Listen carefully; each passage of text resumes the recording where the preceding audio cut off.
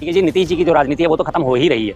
नीतीश जी के आपने देखा होगा तमाम वीडियोस वायरल हो रही हैं जिनमें उनकी भाव-भंगिमाओं का दिखाया जा रहा है कि उन्होंने कैसे बात करी, कैसे नहीं बात करी और वो किस तरह से बैठे हैं। आधी कुर्सी से लुढ़ के जा रहे हैं, जनगण मन हो रहा है और उसके दौरान वो चल दिए हैं। एक महिला को कंधे पकड़ के घुमा रहे हैं। तो आज उनके लिए जो प्रचारित करा जाता है नीतीश कुमार जी के लिए कि इनका मानसिक संतुलन गड़बड़ा चुका है। और ये बात मैं पहले भी कह चुका हूँ, 2 या ढाई महीने पहले भी मैंने इस बात को बोला था कि अब आने वाले हर रोज़, हर तीसरे चौथे दिन आपको इस तरह की तमाम वीडियोज़ देखने को मिलेंगी, जिसमें ये दिखाया जाएगा कि नीतीश कुमार जी का मानसिक संतुलन गड़बड़ाता जा रहा है या ये कुछ ना कुछ गड़बड़ करने लगे हैं और नीतीश कुमार जी को बिल्कुल खुड्डे लाइन लगा दिया जाएगा। उन्होंने इस पार्टी का समर्थन करके अपनी जिंदगी की सबसे बड़ी भूल करी है। बीजेपी वो पार्टी है जो अमर बेल की तरह होती है। अमर बेल अगर इस पेड़ पे चढ़ जाएगी तो इस पेड़ को खा जाएगी और अमर बेल जिंदा हो जाएगी। तो बीजेपी वही पार्टी है। अपनी सारी सहयोगी पार्टियों का आज देखिए बीजेपी निकल चुकी है। शिरोमणि अकाली दल आपको कहीं नजर आता है? नहीं नजर आएगा। पीडीपी के साथ मिलकर सरकार बनाई थी, आज पीडीपी हमले होते हैं। कैप्टन अमरिंदर सिंह की पार्टी के साथ सरकार बनाने की कोशिश शुरू करी थी, उनके साथ अलायंस करा था पंजाब के चुनावों में।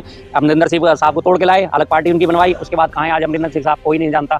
तमाम छोटी बड़ी पार्टियां उनका आ जाता पता ही नहीं है, कोई नहीं जानता। ये इनका पार्टी का खासियत है, ऐसा कोई सगा नहीं जिसे बीजेपी ने ठगा। राजनीति का चाणक्य कहा जाता है ना उनको। अरे सर, चाणक्य साहब से तो किसी की भी तुलना आज की डेट में बहुत गलत है। आज की डेट में किसी व्यक्ति में इतना दम नहीं है कि उसे राजनीति का चाणक्य कहा जा सके। चाणक्य साहब जो थे वो चाणक्य ही थे और आज की डेट में किसी में इतना दम नहीं है, उनके नाखून के बराबर भी नहीं है, पैरों की धूल के बराबर भी नहीं है। आप कहने के लिए अपने प्रचारण में कुछ भी करवा रही है, प्रचारित करवाते रहिए। जैसे आजकल हमारे अमित शाह जी को भी राजनीति का चाणक्य कहा जाता है। तो चाणक्य साहब ने क्या ऐसे ऐसे काम करे थे?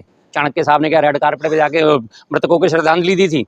ये सब कहने की बातें सिर्फ अपने बारे में फैलाई गई अफवाहें होती हैं। अपने लोगों से ही, अपनी पीआर टीम से फैलवा दिया जाता है, हाँ जी हम ऐसे हम वैसे। लेकिन प्रशांत किशोर जो है सर, वो लगातार जो गरीबों की बात हो या फिर शिक्षा की बात हो, पलायन रोको की बात हो, ये सब तो कर रहे हैं, तो उनको फिर मौका क्यों नहीं देना चाहिए? नहीं, मौका तो देना तो तब चाहिए ना जब उनकी अपनी एक क्रेडिबिलिटी तो हो, किसी एक जगह वो टिक के तो बैठे। वो अपनी एक पीआर एजेंसी चलाते हैं। मैंने आपको बताया कि उन्होंने अखिलेश यादव जी के लिए भी काम करा, तेजस्वी जी के लिए भी काम करा, बीजेपी के लिए भी काम करा था और कांग्रेस के लिए भी काम करा था। तो लोगों में किस मुंह से जाएंगे कि मैं किस पार्टी को समर्थन करता हूँ, मैं किस पार्टी की विचारधारा का समर्थन करता हूं या मैं किस विचारधारा का समर्थन करता हूं? वो तो पार्टियों का समर्थन करने के लिए जहां से उन्हें पैसा मिलता है, जहां से उन्हें पीआर एजेंसी का पैसा मिल जाता है, उसी में वो लग जाते हैं।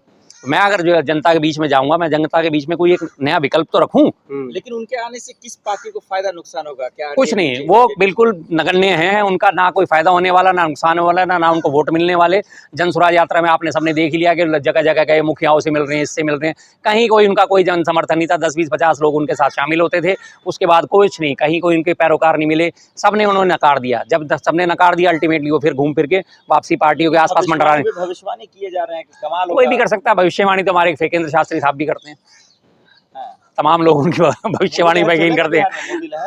मोदी लहर नहीं चलती जी, इस बार नहीं चलती। उन पर आरोप, प्रशांत किशोर पर आरोप है कि बीजेपी की बी टीम की तरह काम कर रहे हैं और कहीं ना कहीं नीतीश को खत्म कर रहे हैं और लालू पर भी टारगेट है और तेजस्वी पर भी टारगेट। ये बात आपने बिल्कुल सही की जी। नीतीश जी की जो राजनीति है वो तो खत्म हो ही रही है।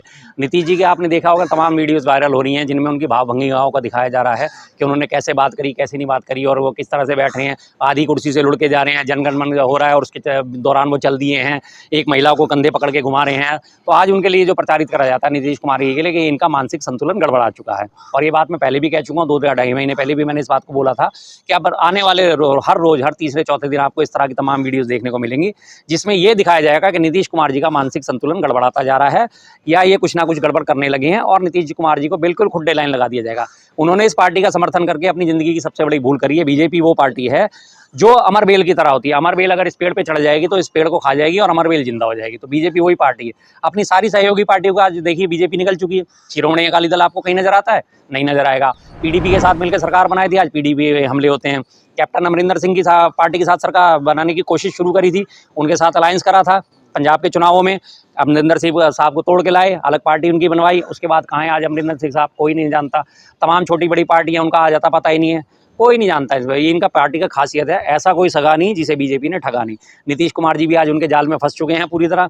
उनका कोई वारिस नहीं है, कोई उनका उत्तराधिकारी नहीं है। नीतीश कुमार, बिहार में आपकी बार किसकी सरकार? इंडिया गठबंधन। कैसे? तेजस्वी यादव जी का ग्राफ लगातार बढ़ रहा है, कांग्रेस की स्वीकार्यता वहाँ लगातार बढ़ती जा रही है। और सबसे बड़ी बात, बिहार को हम एक तरफ से अगर नजरिए से देखें तो उत्तर प्रदेश और बिहार में सबसे ज़्यादा जातिगत बातें होती हैं। मानते हैं इस बात को, क्योंकि महादलितों के आपको याद होगा 85 घर भी जला दिए गए थे, तो वहाँ पे जातिवाद बहुत हावी है। और जातिवाद को तोड़ने के लिए राहुल गांधी जी और तमाम विपक्षी नेताओं ने लगातार जातिगत जनगणना की बात करी थी, जिस पे अल्टीमेटली सरकार ने स्टैंड लिया है, झुक गई है सरकार और इसकी घोषणा कर दी। हालांकि घोषणा करने के बाद भी ये लोग चाहते हैं कि हमें इसका क्रेडिट मिले, लेकिन आज उनके मैं बयान अगर याद करूँ तो कभी हमारे नितिन गडकरी साहब भी कह रहे थे, जो करेगा जातिगत जनगणना की बात उसको पड़ेगी लात। तो हमारे नितिन जी से पूछें साहब किसको लात मारनी है, कहाँ मारनी है, कहाँ है? बताएंगे आप क्या? इसी तरह से हमारे योगी साहब जो है हमारे, वो भी कह रहे थे जो भी जातिगत जनगणना की बात करेगा, उनको जाति में बांटने की बात करेगा, उनमें दुर्योधन और रावण का डीएनए पाया जाएगा। तो अब सब किस किस का डीएनए चेक करा रहे हैं, जरा बता दीजिए बीजेपी में किस किस का डीएनए चेक करा रहे हैं। उन्होंने ये कहा था और विधानसभा के सत्र के चलते हुए सत्र में भाषण दिया था, जो कायर और क्रूर होते हैं वो इस तरह की बातें करते हैं, तो आज हम उन्हें टॉप लीडरशिप को कायर और क्रूर मान लें? सीधी सी बात है। अपना ही इनको जो है कहते हैं ना कि अपना ही रायता फैलाया हुआ समेटे में नहीं आ रहा इनको। ये मुद्दा जो है जातिगत जनगणना, क्या बीजेपी को फायदा नहीं पहुंचाएंगे बिहार के अंदर? नहीं, देखिए जी, रंगे से आ रहे हैं, इनकी पोल खुलती चली जा रही है। सब जान गए कि कैसे टाइम पे ये लोग मुद्दा लेके आए हैं। लगातार तमाम इनके जो है बीजेपी के सारे जो प्रवक्ता हैं, बीजेपी का IT सेल है, बीजेपी के टॉप बड़े बड़े लीडर हैं, सारे के सारे जातिगत जनगणना को जो है नकारते थे। राहुल गांधी जी के लिए जब उन्होंने जातिगत जनगणना की बात करी थी लोकसभा में, उन्होंने क्या कहा था, एक मिस्टर अनुराग ठाकुर ने, जिसको अपनी जाति का पता नहीं वो जातिगत जनगणना की बात करता है। आज हम अनुराग ठाकुर से पलट के सवाल पूछते हैं, भाई साहब अब जब जातिगत जनगणना वाला आपके घर पे जातिगत जनगणना करने आएगा और जब आपसे पूछेगा आपका नाम, मेरा नाम अनुराग ठाकुर, आपके पिता का नाम प्रेम कुमार धूमल, और जब वो हैरानी से इनकी शक्ल देखेगा, भाई धूमल और ठाकुर ये क्या हुआ, ये केमिकल लोचा कैसे आया, तो फिर वो क्या जवाब दे पाएंगे? क्या जवाब दे पाएंगे वो? उन्होंने यही बात करी थी। अब वो अपनी जाति कैसे बताएंगे कि मैं ठाकुर हूँ या धूमल हूँ? अब आज वही कह रहे हैं नहीं जी मोदी जी का मास्टर स्ट्रोक है, मोदी जी का मास्टर स्ट्रोक है। इन लोगों का काम सिर्फ एक है, मोदी अब इंध हो चुका है, मोदी जी के तलवे चाटने हैं, चाहे वो राइट हो चाहे वो लेफ्ट हो। किसी दिन उल्टा तलवा चाटना है उल्टे पैर का, किसी दिन सीधे पैर का तलवा चाटना है, लेकिन तलवे चाटने हैं। कांग्रेस किसान का कानून आए थे, वाह वाह वाह मोदी जी वाह, किसानों के लिए बहुत बढ़िया कानून लेके आए, बहुत बढ़िया कानून लेके आए।